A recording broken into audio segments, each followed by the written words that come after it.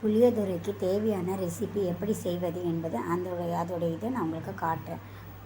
2 teaspoon தனியா, 2 teaspoon வெந்தயம், கடலைப்பருப்பு 1 டீஸ்பூன், காஞ்ச மிளகாய், எள்ளு, இதை 4த்தையும் நல்லா வறுத்துட்டு அதை நல்லா காய வச்சுட்டு கொஞ்சம் நொரப்பாக மிக்ஸி ஜாரில் போட்டு இது பண்ணுங்கள்.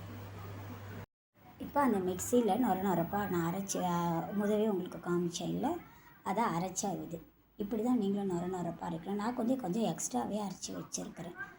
ஏன்னா நம்ம அடிக்கடி செஞ்சு இது பண்ணிகிட்டு இருக்க முடியாத, கொஞ்சம் தூள் நம்ம நுணுக்கி ஸ்டோர் பண்ணி வச்சுருந்தா டக்குன்னு நம்ம புளியை கரைசலை போட்டு இதை நம்ம இது பண்ணிக்கலாம். நம்ம புளித்தொக்கு இதுக்கு மசாலாலாம் ரெடி பண்ணோம்ல, இப்போ அதுக்கு தேவையானது அதுக்கு தாளிப்பு என்னென்னா கொஞ்சம் நல்லெண்ணெய் நிறையாவே விட்டு அதில் கடுகு, உளுத்தம்பருப்பு, மிளகு, கொஞ்சோண்டு மிளகா, கடலைப்பருப்பு எல்லாம் போட்டுட்டு நல்லெண்ணெய் போட்டு கறிவேப்பிலை, கொஞ்சம் பெருங்காயத்தூள் போட்டு நல்லா அதை தாளிப்பு முடித்த உடனே கொஞ்சம் புளி கரைச்சலை நல்லா கெட்டியாக கரைச்சிக்கோங்க. கரைச்சி அதில் வாணல்ல அப்படியே ஊற்றி நல்லா கொதிக்க வரணும். கொதித்த உடனே அது சுண்டின உடனே அதோட இது எடுத்து சாதத்தை ரைஸில் எடுத்து மிக்ஸ் பண்ணிக்கிட்டு அந்த பொடி நம்ம நுணுக்கி வச்சோன்னா அந்த பொடியை வாணல்லே கொஞ்சம் தூவி விடுங்க.